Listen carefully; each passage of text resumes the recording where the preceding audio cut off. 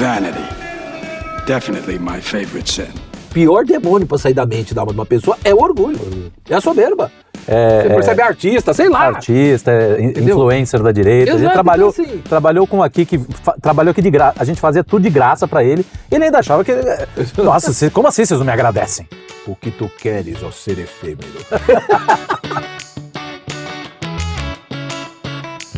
Olá, audiência nobre do YouTube. Estamos aqui de volta para mais um Mesa para Dois, sempre com o grande Joel Gracioso e a presença do nosso querido Sargento Pincel.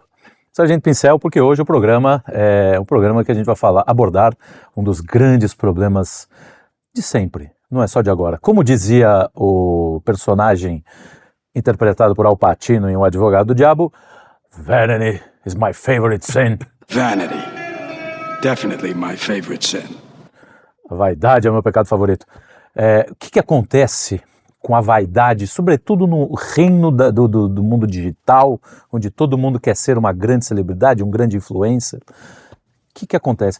Estamos no reino da soberba? Entramos no reino da absoluta quantidade assoberbada? É interessante isso, né, Carlão? Porque se a gente pega na história, sempre se falou, né, daquela coisa dos vícios capitais, né, dos pecados capitais, ou das doenças, não sei o quê, né? Toda uma terminologia que se usava ali já nos primeiros séculos, né?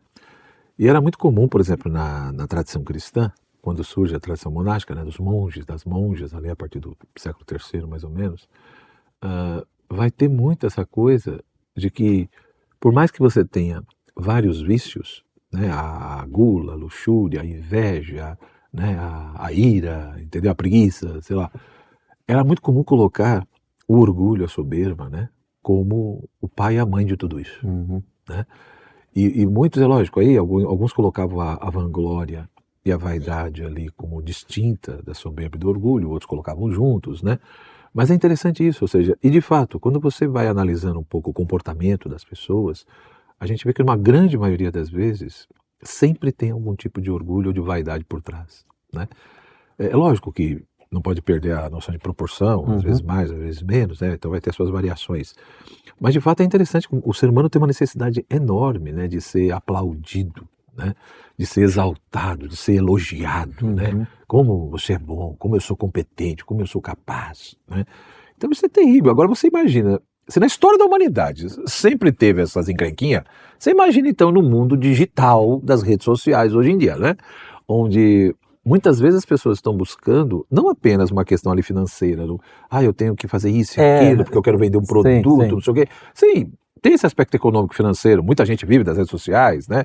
E aí precisa do like, né? E aí acaba criando uma personagem, enfim, toda aquela história. Mas a impressão que eu tenho também é que, além disso, por trás de tudo isso está a velha vaidade. É o velho orgulho, né? Que caminham juntos, ou seja... Até porque o dinheiro, no fim, é para alimentar a própria vaidade. Você tem muito dinheiro. Você precisa ter o dobro bilhão de... Tudo bem, é evidente que tem gente que produz e esse bilhão vira milhões para outras pessoas. Mas tem gente que é para ele só, né? Vira uma obsessão, né? Ou seja, uma coisa é a pessoa ter um projeto, enfim, fez todo um trabalho, e aí o dinheiro vem como um resultado. É diferente, eu acho que quando o dinheiro é projeto de vida. Objetivo. Né? Ou seja, o objetivo principal, eu estou fazendo só para isso, e o primeiro ponto, aí de fato você fala, rapaz, mas será que eu não pensou um pouco que talvez você não precise de tanto? Né? Mas enfim, aí tem toda essa questão. Mas de fato as coisas caminham juntas. Então o orgulhoso, né? Ele é portador de uma ilusão, né? Ou seja, a soberba, o orgulho, é um erro de cálculo, né? Ou seja, muitos autores, São Tomás de Aquino chama a atenção disso, né? Ele coloca que o orgulho, a soberba, é um erro no cálculo da excelência, né? Você acha que você é mais excelente do que você é. Você se acha tão elevado, tão nobre, tão capaz, tão não sei o quê. Então é um erro de excelência, né? Ou seja, é você achar que você está num nível de excelência que você não está. E principalmente... esse erro, essa ilusão, te leva a cair num outro erro, que é achar que você é absoluto, que você tem uma autonomia absoluta, que você não precisa de ninguém. Porque você não é só melhor que todo mundo. Justamente por ser melhor, você não precisa de ninguém. Entendeu? E aí, junto com isso, é que vem a vaidade, né?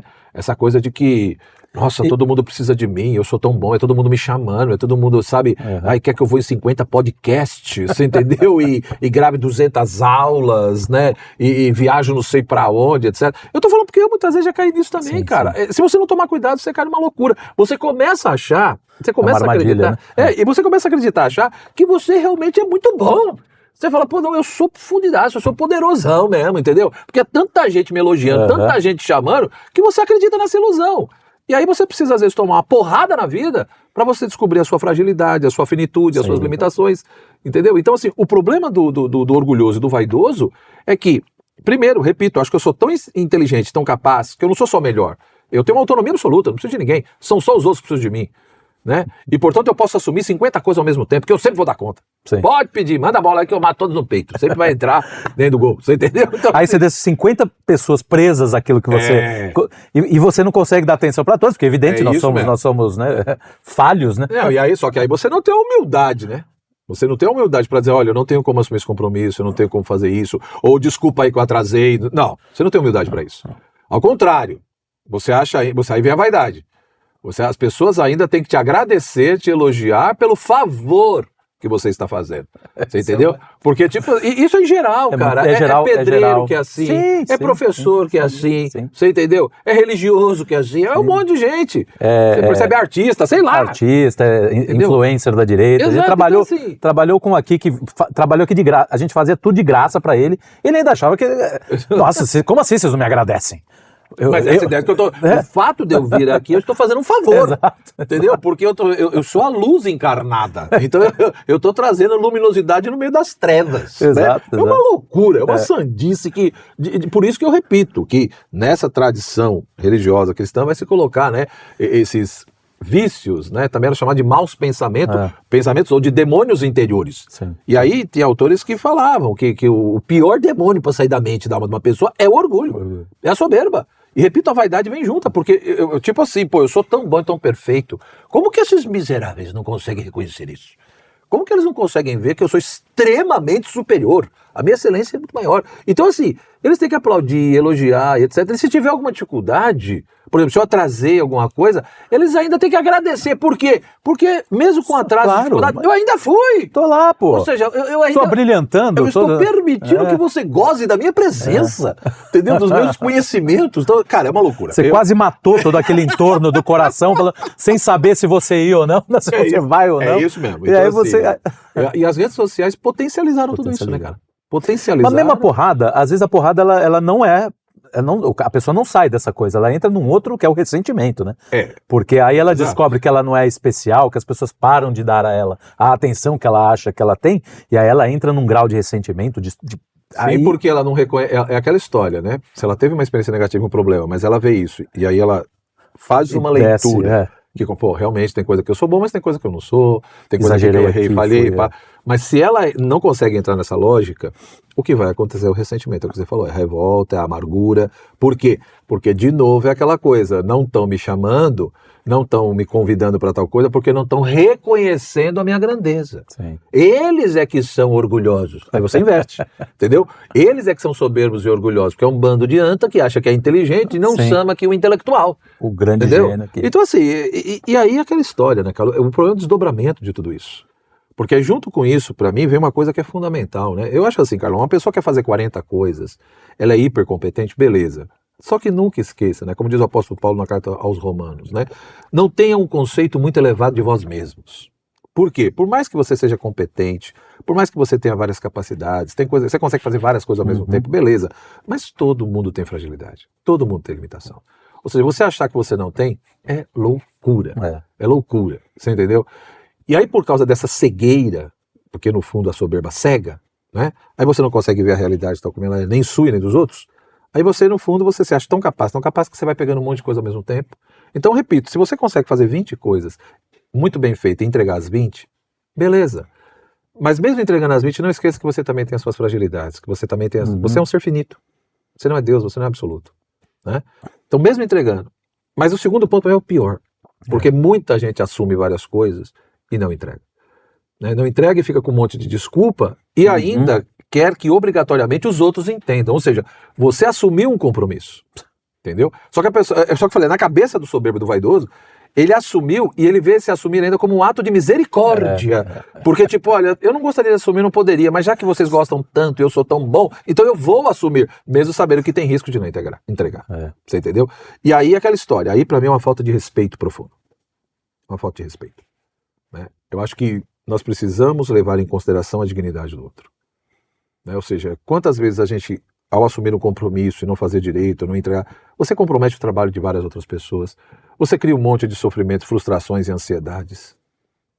Você não tem direito de fazer isso. Então acho assim, respeito é uma coisa básica na vida. Né? E nós precisamos recuperar isso na nossa sociedade. Até você vê, por exemplo, na internet, né? Em determinados ambientes e bolhas, tudo, e pessoas que se dizem religiosas não sabem mais falar, não sabem mais questionar e discordar com o mínimo de respeito. Você percebe? Ou seja, eu posso discordar totalmente. Por exemplo, nós estamos conversando aqui, alguém pode fazer um comentário e falar, olha, não concordo com vocês. Outra coisa é fazer um comentário, eu sou as duas antas, as bestas humanas. Vocês não entendem nada do assunto, calma. Entendeu? Você discorda, apresenta suas opiniões, suas ideias, beleza, normal. Então assim, nós precisamos recuperar e ter claro que discordar, divergir, entendeu? Sim, mas existe uma coisa chamada respeito. Agora eu tenho uma outra pergunta para você. Entendeu? Existe essa soberba hiperprodutiva, mas existe também uma soberba antiprodutiva, que é a do sujeito que cai naquela espécie de assídia. Né? Ele acha que ele é bom, mas ele acha que ele já sabe que as pessoas não vão entender. Isso, mas tem isso também. Não tem não, eu não quero, não, porque não sei o quê. Ou seja, eu tô no Olimpo. E aí eu não faço nada. O raciocínio é tão elevado. Não sirvo a ninguém. Você só reclama. Sim. Você reclama, você murmura, você critica todo mundo, mas você não faz nada também para ajudar a mudar a situação. Então existe sim também essa soberba. Tem o soberbo que assume um monte de coisa achando que ele é capaz de fazer 30, ele é só capaz de fazer 5. E aí não respeita as pessoas, não honra os seus compromissos. Mas tem um outro soberbo mesmo que você está falando, ou seja, é a pessoa que ela cria o mundinho dela, ela fala, não vou nem perder tempo. Exato. Porque se você pegar as nuvens do Aristófanes, né? É muito interessante esse texto, né? Que é uma peça de teatro. Que ele detona o Sócrates, inclusive, né? É muito legal, porque lá pelas tantas, enfim, tá acontecendo a peça, e um dos personagens quer conversar com o Sócrates, aí deixa ele entrar lá na casinha, no pensatório, né? Aí entra, e Sócrates está dentro de um cesto, né? Tem um cesto pendurado, e o Sócrates está no cesto. E aí esse personagem vai indo e vai chegando perto, o cara que olhou falou, tá lá, vai lá falar com ele, né? Ele tá lá meditando, pensando. E aí ele fala, Sócrates, Socratesinho, sei o que, toda aquela... E aí no texto diz que Sócrates olha para baixo e diz, o que tu queres, ó ser efêmero? Tipo assim, tô aqui pensando, você fez eu abortar um pensamento, né? Mas criatura, o que você quer? Você é inútil, entendeu? Então assim, tem isso também, cara. Tem um cara que, nossa, eu sou, né, o poderoso, eu sou o cara mais inteligente da face da Terra, né? E aí eu só desprezo os outros, não faço nada pelos outros. Uma coisa que eu aprendi na minha vida, Carlão, eu falo bem da minha área mesmo, de filosofia, porque filosofia gente é uma coisa muito abstrata, complexa, né? Uma linguagem muito própria, então não é nem questão às vezes só de inteligência. Você tem que ter o domínio ali de todo o contexto, gramatical, até para conseguir entrar nessa coisa. Mas eu confesso, os professores que eu conheci, as pessoas mais inteligentes e competentes que eu conheci na minha vida, né, e não vou citar nomes aqui por questões éticas, mas enfim, alguns até já morreram. Então, assim, essas pessoas que foram meus mestres, alguns, tá? Tem vários que para mim não teve sentido nenhum, mas alguns, tanto no meio acadêmico quanto na igreja, etc., o que eu vi era duas coisas. Primeiro, essa coisa mesmo da humildade, de reconhecer também que tinha coisa que ele não entendia, tinha suas limitações. Então também não aceitava qualquer convite, né? Não abraçava o mundo, porque sabia que não ia dar conta. Né? Então sabia dizer sim, sabia dizer não. Né? E o segundo ponto, que é o que mais me chamava a atenção, né? Eram pessoas muito inteligentes, com uma capacidade de abstração assim elevadíssima, mas conseguiam traduzir numa linguagem acessível dependendo do público com quem ele falava. Então isso marcou muito a minha vida, muito a minha personalidade, o meu caráter, né? Por isso que eu, de fato, na medida do possível, evidente que isso não é fácil, depende do assunto, depende do tema, mas eu sempre coloquei isso como uma regra de vida para mim. Né? Que eu, em primeiro lugar, eu preciso saber onde eu estou, com quem eu estou falando, e fazer o máximo de esforço para que haja uma comunicação. Né? E, portanto, conseguir pegar assuntos tão complexos, e não no sentido de banalizar, não é isso, mas você pegar um assunto complexo, um conteúdo complexo, e conseguir transmitir uma linguagem acessível. Lógico que às vezes, dependendo, né, tem realidades e pessoas que não têm referencial nenhum. Então como é que você vai explicar o que é metafísica, por exemplo, entendeu?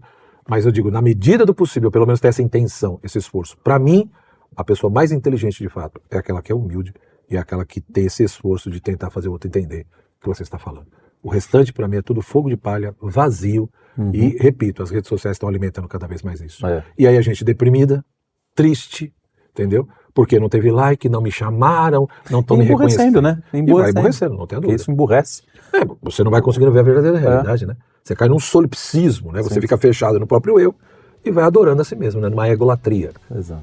É isso, mas essa tristeza, hoje em dia tem muito disso. Vamos sair deste mundo vão de vaidades, meus amigos.